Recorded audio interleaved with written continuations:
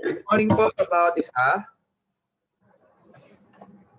At ngayon po ay magsisimula na po tayo ng ating Sunday School. Last time po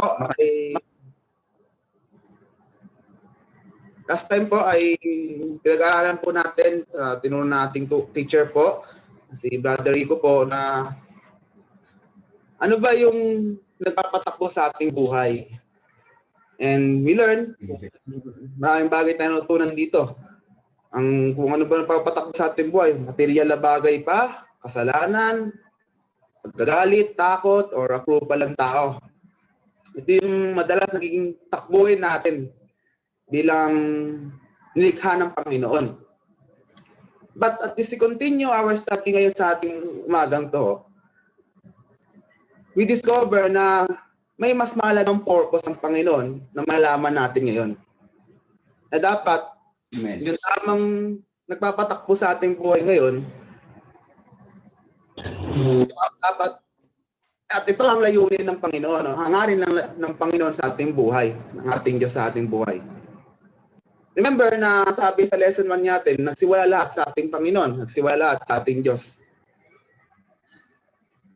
At ang lahat ng bagay hindi aksidente. Last lesson natin.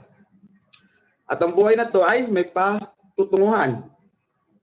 Ang lahat ay nilikha ng Panginoon para sa Kanya at sa Kanya lamang. At tayo, nilikha niya rin tayo para saan? Pang walang hanggan. This is our study. We made to last forever. This is the title of our lesson ngayon sa umagang to. Na nilikha niya tayo pang walang hanggan. Sabi ni Abraham Lincoln sa kanyang quote na sabi nito, surely God would not have created such a being as a man to exist only for a day. No, no, no. Man must made for immortality, as Abraham Lincoln said. Hindi pwede lumikha ng Diyos na lumikha siya ng tao na mabuhay na ng isang araw lamang. But nilikha niya tayo para sa pangwanang hanggan. Remember na sa attributes ng Panginoon, kung maalala natin, ano ba attributes ng Panginoon, ng ating Diyos? We learned that God is a omnipotent God, or all-powerful God. And God is omniscient God. God is omnipresent God. God is a impersonal God. Ito yung matutunan natin. Isa sa mga attributes ng Panginoon is an eternal God. Kaya matutunan natin kung ang Panginoon natin, ang Diyos natin na lumikha sa atin, eternal na Diyos, tandaan natin, ang tao lamang nilikha ng Diyos pa. Ang tao lamang ang nilikha ng Diyos sa wangis niya. Tangi ang tao lamang. Na kung ang Diyos natin ay pang walang hanggan or walang hanggang Diyos, ganun din tayo. Dahil nilikha niya tayo sa wangis niya, pang walang hanggan din tayo. Dahil kung hindi tayo nilikha ng parang kagaya na isang hayop or lahat ng mga bagay, ibang bagay. Ang hayop, pag namatay ang hayop, wala nang patutungan yan eh. Walang uuwian yan. Ba't ang tao, pag tayo namatay, we will made last forever. Kaya ang buhay na matutunan natin na preparation lang. Paghahanda lang to. Kung nabuhay tayo sa mundo to, naghahanda lang tayo saan? Susunod nating buhay. Naalala niya, sabi ng Hebrews chapter 9 verse 27. Sabi ng Hebrews chapter 9 verse 27, it is appointed to man to die once. And after that, judgment. Kaya makikita niyo dyan, nung matutunan natin salita ng Diyos, nakatakda ang tao matay. But ang ginagandaan dito, may susunod. May susunod eh, sabi, judgment. After that, judgment. Kaya, kung maubuhay man tayo sa mundo to, sabi ng Psalms 90 verse 10 niya eh, sabi dito sa Psalms 90 verse 10, sabi dito, basahin ko sa inyo. Psalm 90 verse 10,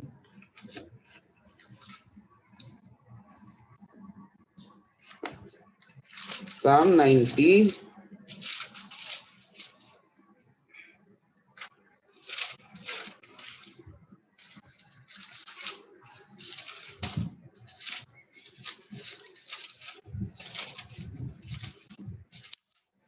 Psalm 90 verse 10 said, "The days of our lives are 70 years, and if by reason of strength they are 80 years, yet their boast is only labor and sorrow." May kita niya dyan na ang buhay ng tao ay hanggang 70 lang. Kung mapalad-palad tayo, kung maalaga tayo sa ating katawan, physical body, pwede tayo maabot ng 100 years o 80. Makakaabot tayo sa bonus life kung maalaga tayo. Pero ang katapusan niyan ay may kamatayan. Kagaya isang sabi nga, isang kasabihan ngayon na naalala ko, ang tao, simula mabuhay sa mundong to, nagkisiwala na itong mamatay. Pero, physically, mamamatay tayo. But sabi niya, no, iwan natin mundong to. Sabi ni Thomas Brown, ang buhay na to is parang small parenthesis lamang. Or, kumbaga, ang buhay natin nilalagay sa mundong to is 1% lamang. But we will spend our 99% of our life sa eternity. We will spend our life. Kung isipin nyo ano bang, kailan ba matapos yung walang hanggan? Na walang hanggan dahil wala itong katapusan. But itong buhay na to nating, ang buhay na to na nilalagay natin sa mundong to, may katapusan, may kamatayan. Kaya 1% lamang to.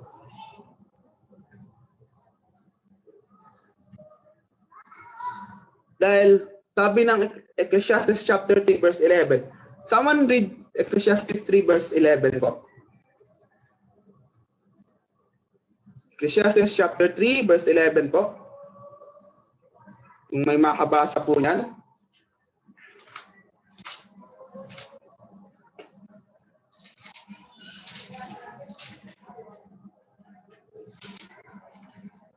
Ecclesiastes 3:11, ginawa niya ang bawat bagay na maganda sa kapanahunan niya yaon.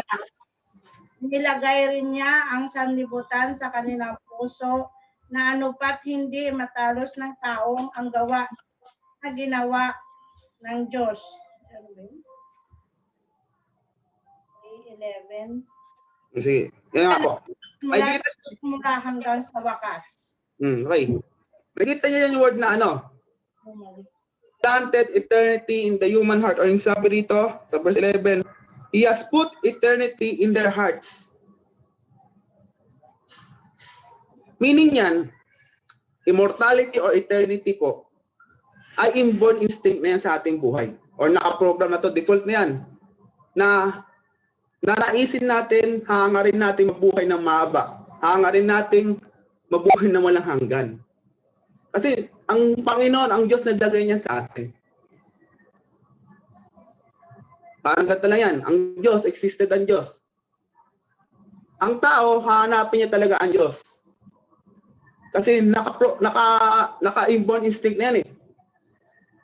Kahit sabihin mong atheist ang isang tao, sa bandang huli ng kanyang buhay, hanapin niya pa rin ang Diyos. May niwala siya, may Diyos talaga. Ganon din ang ating patungkol sa pangalanghangan. Ang tao rin, nilagay ng Panginoon niya, pinangon ng Panginoon niya, ilagay sa atin na hangarin natin mabuhay ng walang hanggan. The reason we feel, sabi, the reason we feel we should live forever is the God wired our brains with that desire. Desire natin yan. Desire natin mamuhay ng mahaba, desire natin magmunang mamatay. Kasi kung tatalin natin sarili natin, tatalin ko kayo sa oras na to, sabihin natin, sino gustong mamatay ngayon sa oras na to, wala magkasabing gustong mamatay agad. Kasi hangarin natin mabuhay ng mahaba. Kasi planted ng Panginoon, pinano niya yan. God put this in our heart. Pero, hindi natin maipigilan yan. Disappointed talaga yan. Nakatakda ang tao, mamatay talaga. Hindi natin maipigilan yan. But kinagandaan dito, kung mabasa natin 2 Corinthians chapter 5 verse 1 sa tinuturo ni Paul. Let's open our Bible in 2 Corinthians chapter 5 verse 1 ho.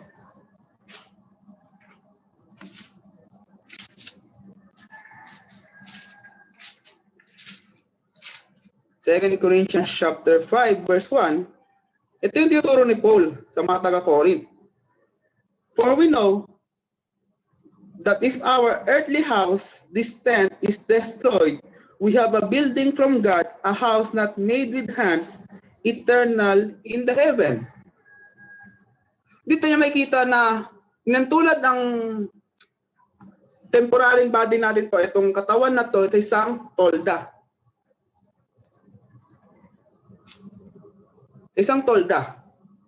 Na itong katawan na to, pag namatay tayo, saan ito babalik? Babalik to sa alapok. Hindi naman yung kahit na ng physical body na to, babalik to sa alapok.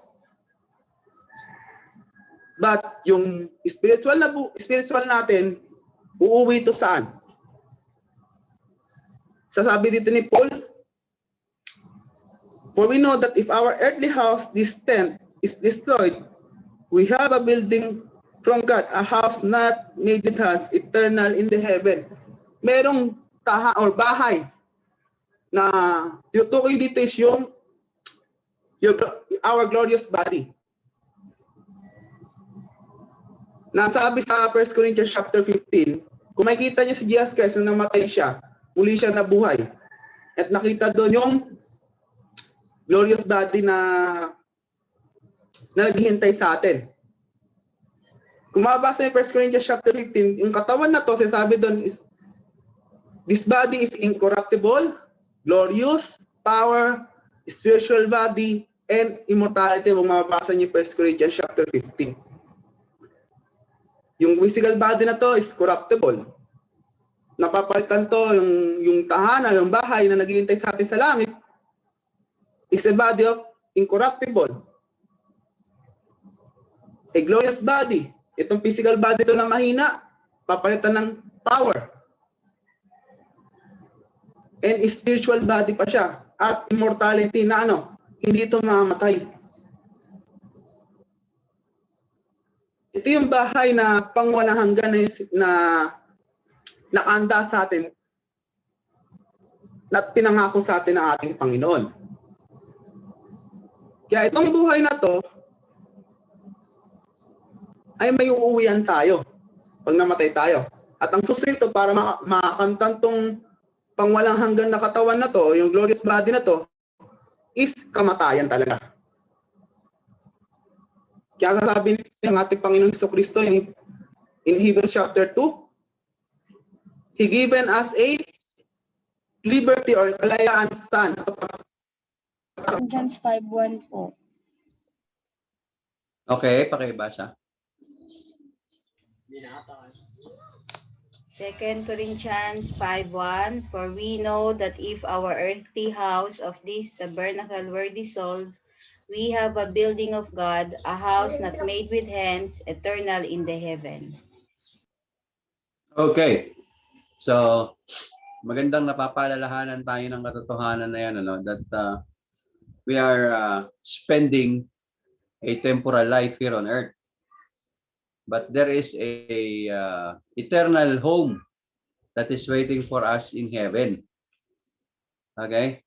And sa tuwing tinuturo sa atin yan, binibigyan tayo ng glimpse ng pangwalang hanggan. At inihanda na ng Panginoon ang ating lugar para doon sa walang hanggan. And when time comes, we will be reunited again with our loved ones in heaven. Okay. Now, isang araw, ay paparana sa atin to ng Panginoon. Now, your Bibles please in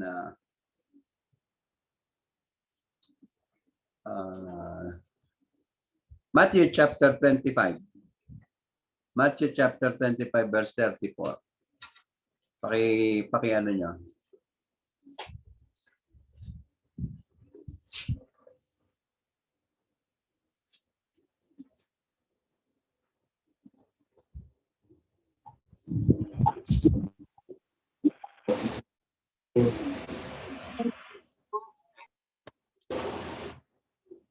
Oh, sige, pakibasa. Sister Richelle, pakibasa.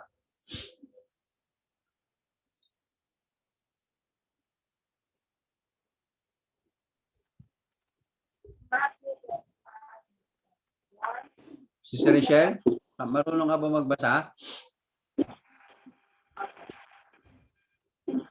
Nagloloko yata lahat ng internet, ano? Sister Mayan, ikaw na lang, Sister Mayan, pakibasa, please. Matthew 25:34, Pastor. Hindi mo ba ako narinig? Hindi po. 25:34. Okay. Matthew 25:34. Then the king will say to those on his right, "Come, you who are blessed by my Father, inherit the kingdom prepared for you from the foundation of the world." Yun. Kailan daw yung preparation na yun? Before the foundation of the earth. Sabi din sa verse. Okay, so everything was already planned since the foundation of the world. So even our heavenly home, our eternal place, has already been prepared by God from the foundation of the world. Yeah, so everything is well planned already. At makikita niyo yan that ikaw ay nilikha ng Panginoon para makasama niya sa walang hanggan. Okay, so pagdating ng oras na yon, yung mga nauna sa atin, may mga namatay na ba kayong mahal sa buhay na nasa Panginoon? Meron na? Wala pa. Puro wala sa Panginoon? Yeah, we will be reunited with them in heaven. And where we will experience perfect peace, no? Perfect life, no? Wala nang pain, wala nang suffering. We will be rewarded for our faithfulness on earth, and we will be reassigned to do work that enjoy natin gawin. Okay? Hindi totoo na pagdating sa langit, magkakaroon tayo ng halo sa ulo. No? At makakapag-slide tayo doon sa rainbow. Hindi mangyayari yan. No? Ano lang yan, mga katang isip. Tayo ay pangwalang hanggan natitira sa lugar ng Panginoon. Kaya tawag sa atin, Blessed by my Father. Ganda nung title, ano? Blessed by my Father. Yun yung sinasabi ni Deacon kanina na this life is just a temporary tent. Hindi ito ang design ng Panginoon sa atin na magpawalang hanggan tayo dito sa lupa. Okay? So, dapat yun ang mindset natin na everything na nangyayari dito sa lupa ay parang bahagi lang na nadadaanan lang natin. Kaya mahirap pagka masyado mong minahal ang mga bagay-bagay dito sa lupa habang hindi ka naman talaga para dito. Dahil hindi ka nilikha ng Panginoon for temporal years, temporal things, just for temporal bodies, but you're made to last forever. Kasi nga, nandun pa from the beginning of time, nandun na ang plano ng Panginoon sa iyo is to be with Him forever. Ang ganda ng plano, no? You will be with God forever. Okay? Deacon, okay na ba internet mo? Okay na po ngayon. Okay na yung boss ko. Okay na, Deacon? Okay na po. Nagkano lang po. Hindi siya sa net. Nag-problem lang sa camera sa mic po. Sige, go. Okay. Yan. Kagaya tinuna natin. Kagaya nangyari po kanina. Ay, kagaya ng tinuna natin, Pastor po. Na kaya sabi nga, may granule yun. And this physical body, maranasan natin yung bagong katawan niya na for glorious body nga na maranasan natin. Kaya si Paul, kung may unawaan nyo, yung kamatayan sa kanya is gana lamang. Gana na sa kanya. Kasi ito yung pinangako ng Panginoon. In Philippians chapter 1 verse 21 niya sabi, for to live in Christ and to die is gain. Naging gana sa kanyang kamatayan niya kasi merong pinangako ang Panginoon sa atin. Always kaya kanina tanong ni Pastor, may namatayan na tayo ng malapit sa atin sa buhay. Ang testimony ko dyan is si Mama at si Papa. Isa sa mga lagi sabi ni Papa, paborito niyang version eh, Philippians chapter 1 verse 21 said, ang kamatayan sa kanya ngayon is gana na. Dahil uuwi tayo sa katawan na pinangako ng Panginoon. Si Mama rin. One word na sinabi niya yung mamamatay na siya, thank you Lord. Kaya ito yung pangako ng Panginoon. Ang tanong ngayon sa atin dito is saan natin gugulin yung buhay nating pangwalang hanggan. Kasi ang mundo to nagtuturo ng dalawang bagay lamang eh. Dalawa ang ino-offer ng mundo to kung saan tayo magugugol ng ating pangwalang hanggan. Sabi, ang unang mamimili tayo, we will spend our eternity kasama ang pagmamahal ng Panginoon at matanggap natin yung glorious body or mag-spend tayo sa galit ng Panginoon o sa God's wrath. Saan? Sa impyerno. Na doon, may pangako din ng Panginoon doon na katawan din. Yung katawan na hindi natutupok ng apoy. Ito yung katotohanan na tinuturo ng Biblia. This is the two thing na kailangan natin matutunan kasi ito yung ino-offer. Dalawa kasi ino-offer talaga ng mundo to. Kung tayo, palad tayo na natanggap na natin yung biyaya ng Panginoon. Delay. Natanggap na natin yung biyaya ng Panginoon. We will spend our eternity with God. Pero sa mga taong hindi na pa natatanggap yung biyaya ng Panginoon, they will spend their eternity sa impyerno. Kasi two things ang maukunan natin habang nabubuhay tayo sa temporaryong mundo to. Two things. Una, this life is preparation for the next. Ang buhay na to ay hinahanda tayo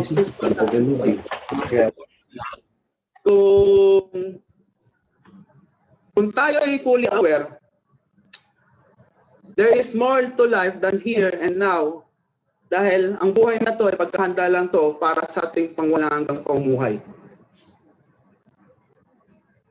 Kasi kung ito yung focus natin, kung ito yung magiging ilalagay natin sa puso at isipan natin, sabi ng Colossians chapter 3 verse 1 to 2. Colossians chapter 3 verse 1 to 2, sabi doon,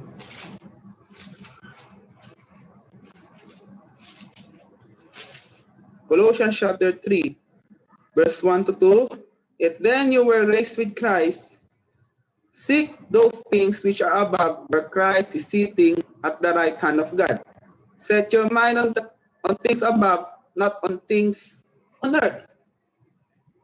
Mas mag-strive tayo or mag-set natin ang ating isipan sa mga bagay na nasa taas o sa mga bagay na pangwalang hanggan. Kung ito ang ilalagay natin sa ating puso at isipan, kung ayun ang papahalagaan natin. Magbabago ang pag-handle natin sa buhay na to. Sa lahat ng bagay. Na dati, yung mga bagay na pinapahalaga natin o binibigyang importansya natin, hindi na natin ito masyadong papahalagahan. The closer you live to God, the smaller everything else appears. Magiging maliit na lang yung ibang bagay kung patuloy ang buhay natin ito ay malapit sa Diyos. Kaya hindi natin mamahalin yung temporaryong buhay na to, hindi natin papahalagan masyado.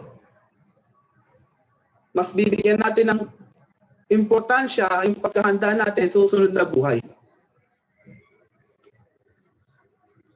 Hindi natin kung isipin natin, hindi natin pahalagan yung pera, oras natin, gagamitin natin ng tama, yung fame, achievement, magiging magbabago lahat ng pananaw mo dyan eh. Hindi ko sinasabing masama mag-aral, magtapos o may pangarap sa buhay. But magbabago lahat ito kung ito ang magiging focus natin. Bibigyan natin prioridad yung mga bagay na pangwalang hanggan. Kung makikita niyo ang buhay ni Apostle Paul, kung makikita niyo yung buhay niya, si Apostle Paul ay isang Pharisee. Member siya ng ng Sanhedrin or Jewish Supreme Court. Nagtapos siya or teacher niya ay si Gamaliel. Kung sabihin natin pera, kayamanan, kay Paul din yun kasi nasa lawyer nga siya. Kay Paul lahat yung mga bagay na yan. Pera, kayamanan, kapangyarihan. Kung isipin nyo, kung makikita nyo buhay ni Paul in Acts chapter 9 niya eh. Kung sabihin nyo reliyosong tao, siya rin, zealous siya sa kanyang religion eh. Sabi niya, nung pumapasa yung Acts chapter 9, nagpadala siya ng sulat sa high priest eh, na kung sino mang masalubong niya habang papunta siya sa road of Damascus. Kung may makita siyang Kristyano, dadamputin niya ito, ipapakulong niya. That's how powerful Paul is. Brother Ira, may tanong. Mag-break po. lang kita. Okay. So we are made to last forever, no? Yes po. Yung ating pinag-aaralan, no? Yes po. Okay. Pwedeng explain yung sa Psalm chapter 33 verse 11. Psalm 33 verse 11.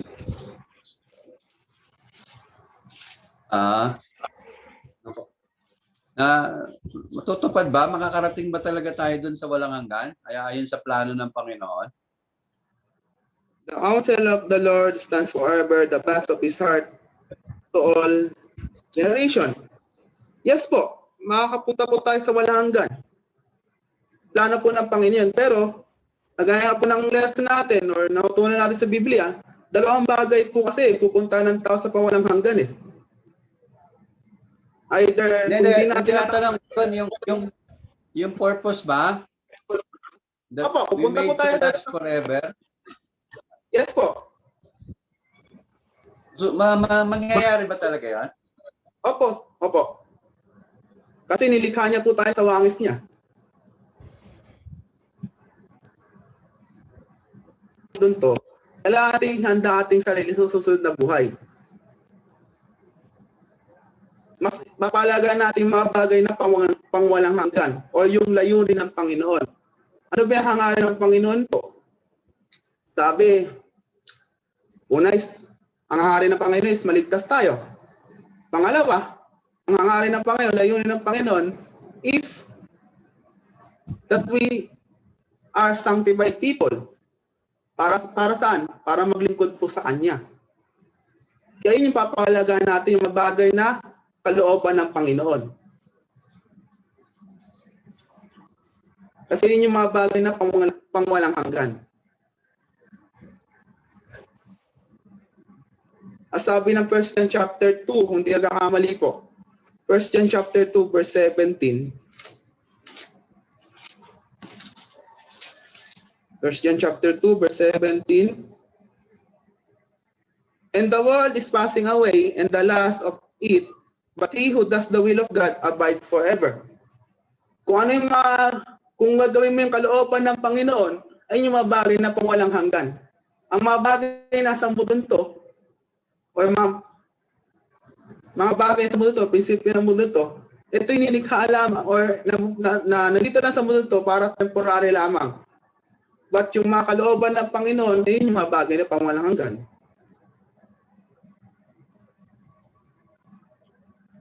Okay na po.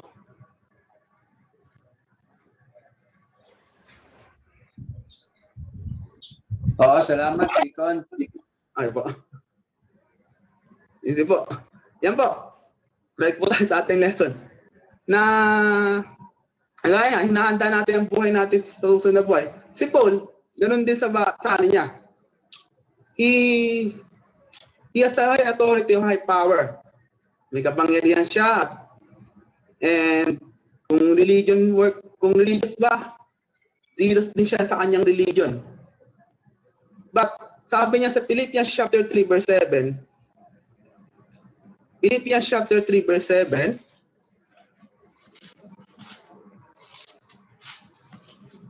Philippians chapter 3 verse 7 said,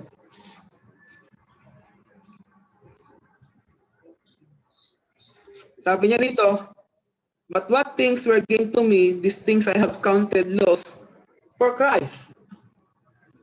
Dito nakikita natin na yung mga nakuha ni Paul, yung mga achievement niya sa buhay, lahat ng ginawa niya sa mundong to, tinuring niya itong basura lamang. Ba't ano sabi niya? I have counted loss for Christ. Or sabi dito, ang translation dito, I once thought all these things were so very important, but now I consider them worthless because of what Christ has done.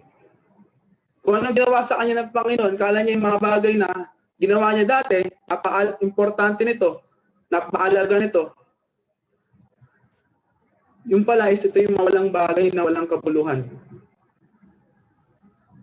Mas tinuri niya itong basura na lamang dahil sa ginawa ng kanyang Panginoon sa kanyang buhay. Iniwan niya yung pagiging leader niya, mataas ang leader. Iniwan niya yung kapangyarihan niya. But, mas pinili niya sundin yung kalooban ng Panginoon para sa kanyang buhay. Kaya ang tanong dito, paano natin ngayon hinahanda ang buhay na to, ang ating sarili ngayon? Sa susunod nating buhay. Kasi ito yung choice natin, ano pa pipiliin natin? Ang pipiliin natin, magiging wise ba tayo, magiging fool ba tayo as a Christian? As Ephesians chapter 5 verse 17 said. Sabi ni Ephesians chapter 5 verse 17,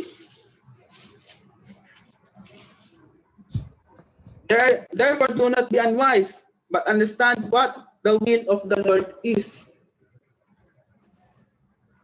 Yes, nakapagtapos nga tayo ng pag-aaral. Na-achieve nga natin yung mga bagay sa mundo to. But na-miss natin yung kalooban ng Panginoon. Na yung mga titulo, yung mga certificate natin na nakuha sa mundo to. Hindi mo na makadala sa langit yan eh. But yung mga bagay, gaya sabi ng 1 John chapter 2 verse 17, yung mga bagay na kalooban ng Panginoon, ayun yung mga bagay na walang hanggan. Kaya kung ilalagay natin sa isipan natin yan na ang buhay na to, habang nabubuhay tayo sa mundo to, ay paghahanda lamang, magiging wise tayo kung paano natin i-spend yung oras natin sa mundo to. Redeeming the time, for the time is evil. We will walk wisely in this life. Kasi paghahanda lang to, may susunod na buhay.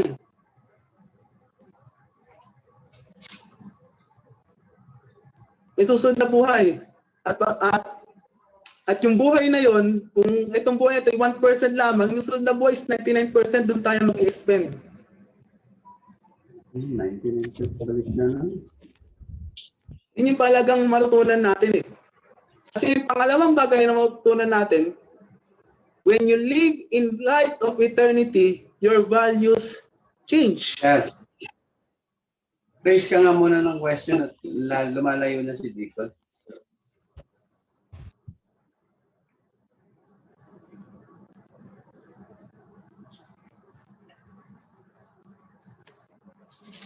Magbabago na yung papalaga natin pang walang hanggan. Ito yung magbabago na. Ngayon, bilang in this Christian life, nakapokus tayo sa ating takbuhin. Magbabago yung focus natin sa ating pagtakbo sa buhay na to. ang temporal na buhay na to, mga temporal na bagay na to, ito yung mga sumisira ngayon kasi. Yung mga bagay na sa mundo to. Ito yung nagiging pinapahalaga natin, nagiging prioridad natin. But sabi nito, to make the most of your life, you must keep the vision of eternity continually in your mind and the value of it in your heart.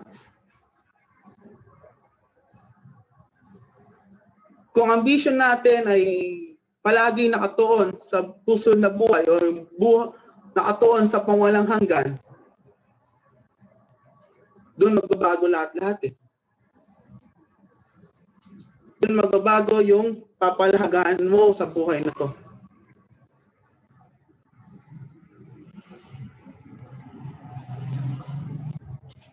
Parang ang buhay na to, kinumpare to sa isang iceberg o sa isang yelo na palutang-lutang sa dagat. Na makikita natin yung maliit na parte.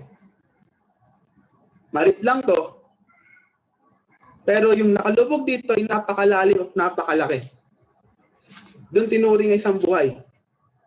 Na ang buhay na to maliit lamang, but may malaking parte ng buhay natin susunod. 2 Corinthians chapter 4, verse 16 to 18. Sabi ito in 2 Corinthians chapter 4, verse 16 to 18.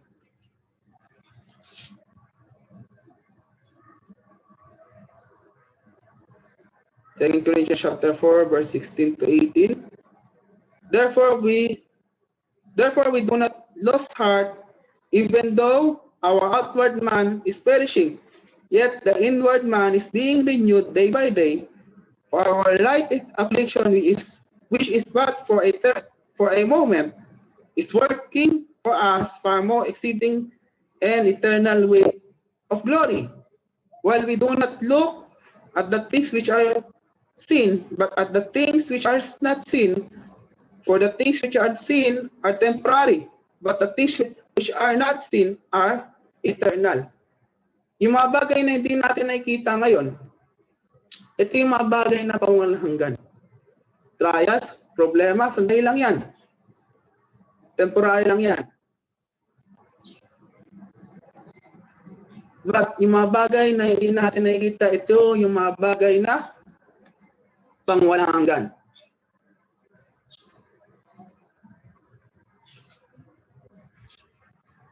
As 1 Corinthians chapter 2, verse 9 said, 1 Corinthians chapter 2,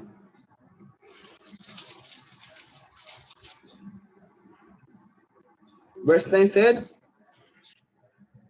but as it is written, So it's 1 Corinthians chapter 2, verse 9. Eye has not seen, not ear heard, nor have entered into the heart of man the things which God has prepared for those who love Him. Yung mga bagay na hindi pa natin nakikita ngayon, narinig natin ngayon, ito yung mga bagay na hinanda sa atin ng Panginoon. Sa lahat na nagmamahal sa Kanya, may hinanda ang Panginoon. Hindi natin kaya explain pangalan yung bagay na pangalang hanggang yun. But may glimpse na to, may kita natin sa Biblia. Hindi natin ma-explain talaga lahat din. But the Word of God reveal us a glimpse of eternity. Kung ano mangyayari sa pamangalahangan. Na hinanda sa atin ng Panginoon para sa atin. As Matthew chapter 5 verse 34 said, Matthew chapter 25 verse 34, come, you are blessed by my Father, take your inheritance, the kingdom prepared for you since the creation of the world. May nanda sa atin ng Panginoon sa atin na pinangako sa atin. Kaya sinabi nga sa atin ngayon ng pastor natin po. Sa mga taong nawala sa atin sa mahal natin sa buhay, mga kinuha ng Panginoon. Dati ang panahon that there will be a grand reunion sa sa langit. Ito yung pinangako ng Panginoon sa atin. There will be a grand reunion. Sabi sa langit, is a street of gold. In explanation ng langit eh. We will enjoy the fellowship with God. We will enjoy His love, His unbroken fellowship. That will last forever. Pang walang hanggan yan. Ito yung pinangako ng Panginoon sa hindi tayo, kaya sabi nga kanina, hindi tayo mag-slide sa rainbow or magtutugtog ng harp, ng harps. But we will enjoy the fellowship with God and with our beloved brethren. Ito yung pinangako sa atin ng Panginoon at hangarin niya sa lahat ng tao na nanampalataya sa Kanya. Kasi God has a purpose for you in this earth, but it doesn't end here. Hindi matapos ang plano ng Diyos sa buhay na to, sa mundo to. His plan involves far more than the few decades you will spend on this planet. It is more than the opportunity of lifetime. God offers an opportunity beyond your lifetime. Kaya hanggat may oportunidad tayo sa buhay na to, habang nabuhay tayo sa mundo to, you will choose ang mga bagay na hangarin ng Panginoon. Yung layunin ng Panginoon sa ating buhay. Ang paglilingkod hanggang dito lang yan. Pagdating sa langit, hindi na tayo maglilingkod eh. Kaya habang may oportunidad tayo, habang nabubuhay tayo sa mundo to, gawin natin. Kaya nga, 9 months tayo, nasa sinapupunan tayo ng ating preparation to para mabuhay. Pagkatapos to, may susunod naman na buhay. We spend our life in this earth. If you have a relationship with God through our Lord Jesus Christ, mawala yung pagkatakot natin sa kamatayan at ito yung pinto para sa pawalang hanggan. Kaya ang mangyari dito sa buhay na to, maghahanda ka, i-spend mo, papalagaan mo yung mga bagay na may pakinabang para sa pawalang hanggan.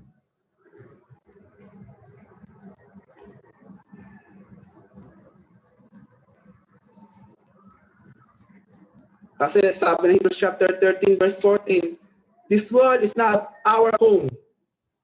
We are looking forward to our everlasting home in heaven. Tayo ay, sabi ng Philippians, we are citizens of heaven. Temporary lang tayo sa mundo to. But we will focus our eyes, our mind, our heart sa ating everlasting home sa kalangitan. Hindi natin may measure yan eh. We cannot measure the things, measure against eternity, our time on earth. Hindi mo measure yan. Yung spend mo time sa mundo to, hindi mo measure yan sa pangwalang hanggang buhay.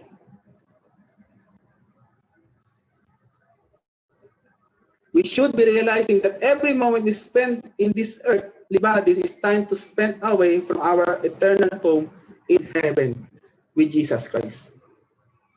2 Corinthians chapter 5 verse 6, sabi dito,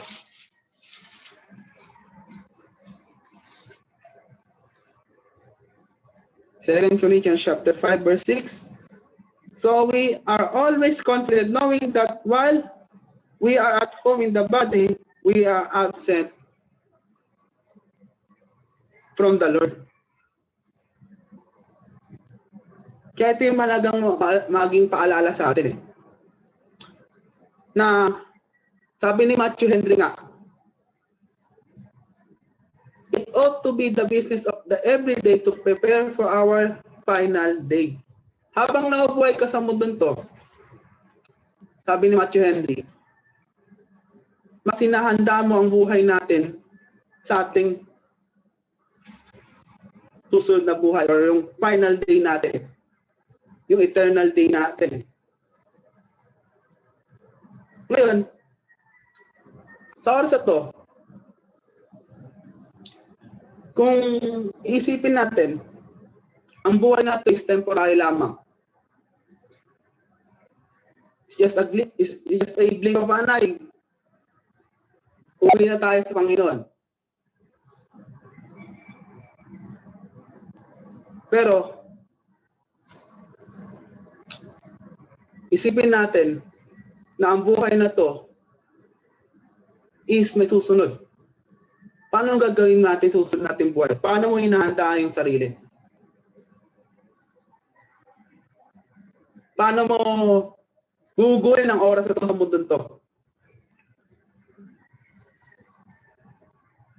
Kung maiksi lang ang buhay na to, mas papalagaan dapat natin yung mga bagay na pangwalang hanggan. Because the plan of God, the will of God in our life, or the purpose of God is to spend our life in eternity. Hindi tayo manatili sa mundo to. Patalayonin ng Panginoon ay mabuhay tayo pang walang hanggan. There is more to life than just here and now. Yan po. At dito po natapos natin Sunday School sa oras na to.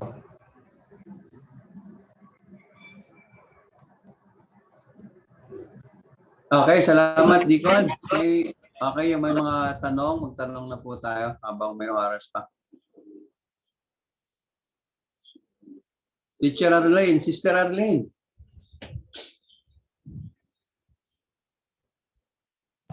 Wala po akong tanong, Pastor. Okay na lahat?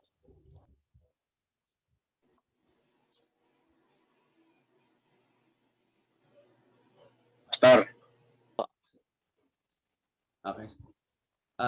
Teacher Ira, dahil ikaw ay nilikha ng Panginoon para sa walang hanggan, paano mo nakikita ang buhay ngayon? Ano po, Pastor?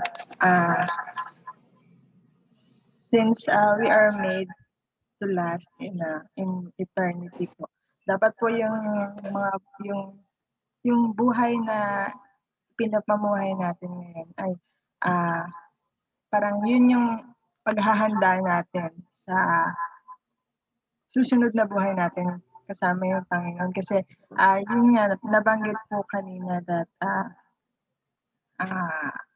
yung buhay natin, after ng life natin sa earth, no, meron tayong eternity na kasama yung Panginoon. So, at meron tayong judgment na tinatawag. So, yung how you live your life ngayon ay dapat, yun yung vision mo, hindi na yung, kasi tayong mga tao, di ba, kaya tayo nag-work ngayon para yumaman tayo, ganyan, or kaya tayo nag-aaral kasi para maging successful tayo. Yun yung nilolook forward natin. So as believers po, dapat ang nilolook forward na natin is yung eternity na paano ko ba dapat ipamumuhay yung buhay ko na pang-eternity. Sabi ng Panginoon, you do the will of God. Yun po dapat yung laging mindset natin. Hindi, wag tayo masyadong mag-focus sa living our lives fully dito sa earth, but dapat yung tinitingnan natin yung life na i-live natin in eternity. Ayun po. Tama.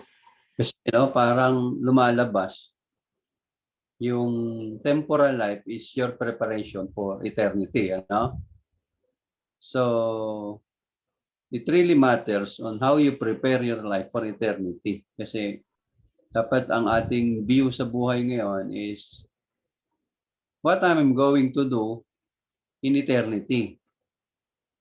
Okay? Kasi yung buhay natin kasi yan is will become a reflection of what will your life is going to be in eternity. So how would you prepare? How will you prepare your life? Kung meron pa tayong, kung ang plano kasi ng Panginoon, hindi lang tayo para dito sa lupa eh. Okay?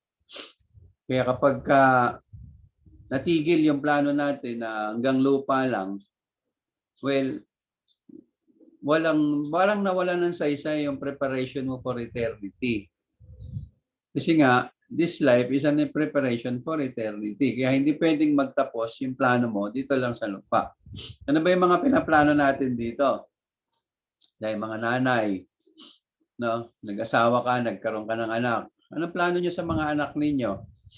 Pakainin, palakihin, pag-aralin. Pagkatapos mag-aral, kasi gusto nyo maging successful sa buhay, ano? Gusto nating yumaman, gusto nating maging maayos ang buhay. Pero ang tanong kasi, ano ang magiging value nun? Pagdating sa buhay na walang hanggan. So, doon nawawalan ng kapararakan yung buhay. Kasi hindi natin nakita yung buhay na tayo ay pang walang hanggan. Hindi lang tayo para sa lupa. Kasi isipin nyo, most of our time, nauubos. How many hours we have in one day? There's only 24 hours in a day. Tama? Brother Rico, how many hours did you spend in your work, in your job, every day? Maximum 8 hours, Pastor. 8 hours every day.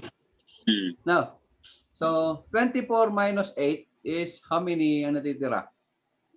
16. 16. Now, ano pa yun sa 16 hours na natitira mo every day? Most of your time. Saan mo nauubos? Meron sa sa pamilya, sa Pamilya, bahay. Oo. yes. Tapos Yan. sa church, Sa sa church. ministry. So natihati siya, Pastor, no? Tapos meron din minsan Okay. sa mga biyahe, travel. Yan. Sa mga, in short, sa mga activities dito sa lupa, ano? Now, Teacher Arlene, kung ikaw susumahin mo yung oras mo dito sa buhay, yung pinakamalaking oras ng bahagi ng buhay mo, saan napunta? Pansarili po, Pastor. In particular, saan napunta? Sa pamilya, sa trabaho, Sa o pamilya sa po. paghahanda mo para sa, you see? Yun yung point ng ating pag-aaral eh.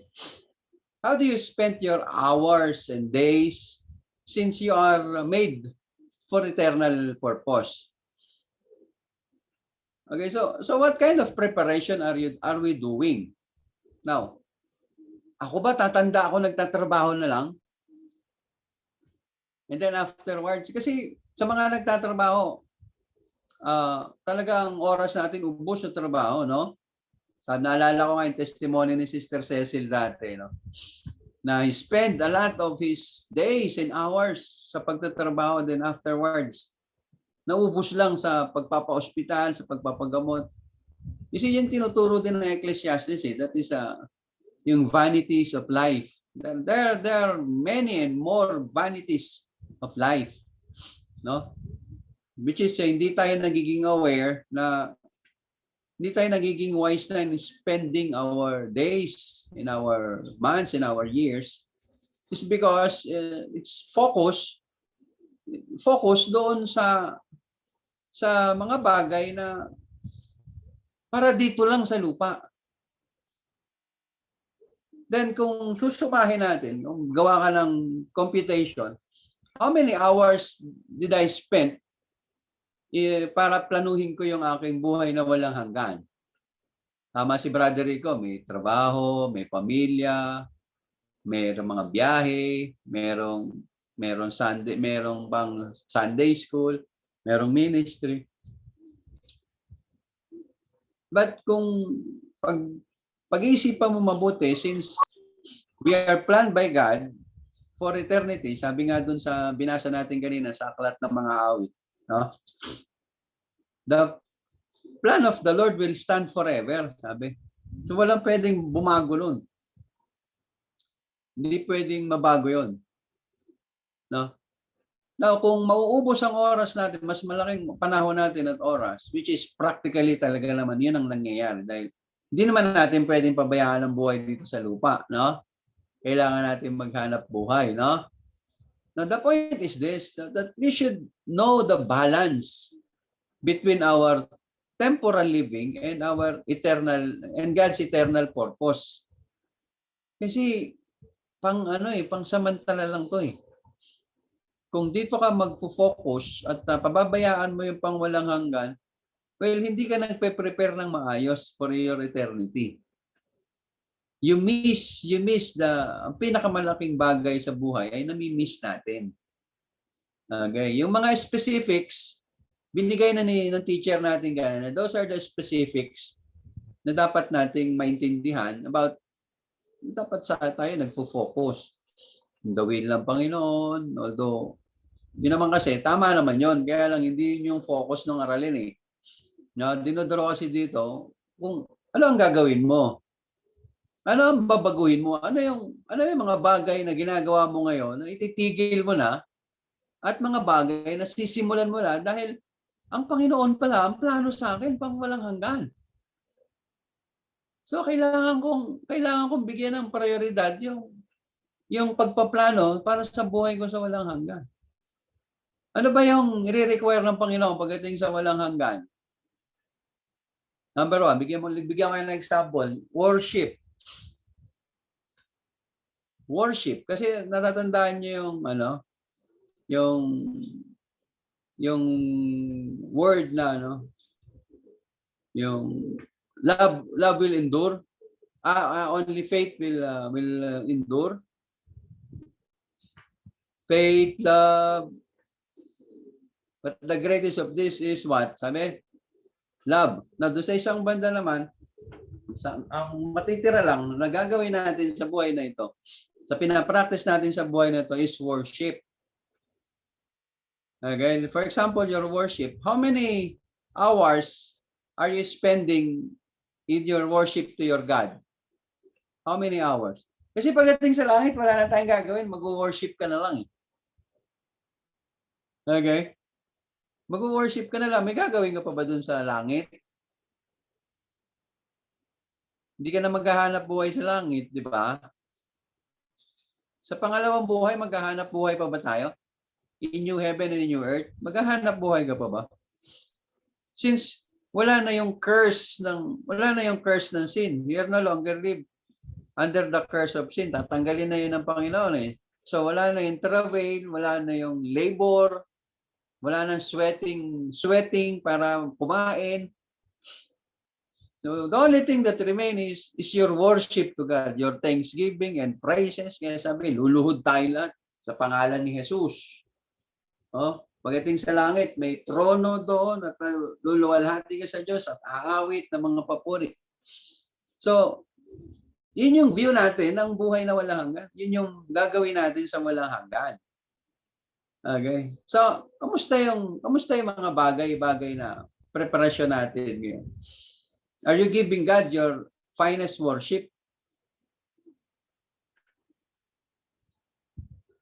But that's just an example. I mean, gusto ko makita natin na hindi lang tayo nabubuhay para sa tinapay lamang o para mabuhay lang o para mag-survive lang sa temporal life na ito.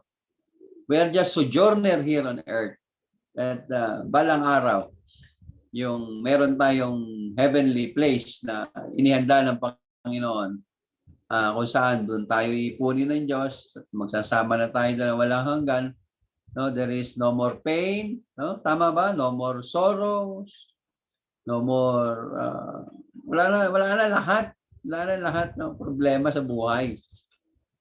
So sana meron tayong pananaw na gano'n. Na ang buhay na ito hindi para dito lamang, kundi at ito ay preparation natin sa pag-uwi natin doon sa buhay ng walang hanggan. Yan. Kaya, iset natin yung pananaw. Pagka kasi, sabi nga nung pinag-aralan natin kanina, how do you define life determines your destiny. Yan. How do you define life will determines your destiny. Kaya yung pananaw mo na yung pinakamalaking impluwensya kung paano mo ini-invest yung oras mo, yung pera mo, your talents, and how you value your relationships. Kaya yun ang itinatama natin ngayon, yung pananaw sa buhay na ito. Yan. So, maraming salamat. Wala na tayong oras, ano? At magpe-prepare tayo para sa susunod nating worship. Salamat, Deacon Ira. At pagpalain ka patuloy ng Panginoon. Next Sunday, our teacher will be, sino ba? Teacher Ira? Tama ba? Teacher Ira? Ikaw ba? Okay, salamat sa Panginoon. Do you have any question? Do you have any further question? May gusto ba kayong idagdag sa ating lesson today?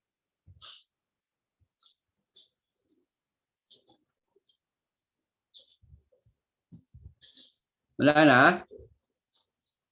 Pero nagugutom na kayo, ayaw nyo na magsalita. Sister Michelle, parang nanghihina ka na. Nakasandal ka na sa pader, Sister Michelle.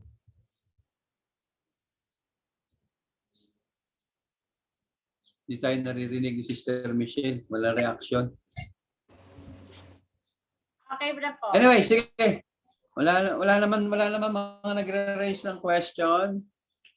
Teacher Ira, wala ka na bang idadagdag? Teacher Ira, Brother Rico? Po. Okay na. Yes, Teacher Ira, may gusto kang idagdag? Okay na po. Brother Rico, may gusto kang idagdag, Brother Rico? Okay naman. Okay na, Pastor. So, Okay na. maraming. Okay, salamat. Brother Roy, will you please close us in the word of prayer? May pakinan po, pagpalang anak. Salamat sa inyo. Salamat. Salamat mo. Salamat sa Panginoon. Sa inyo po. Gawain. Pagmamahagi. Natin ang kagalang sa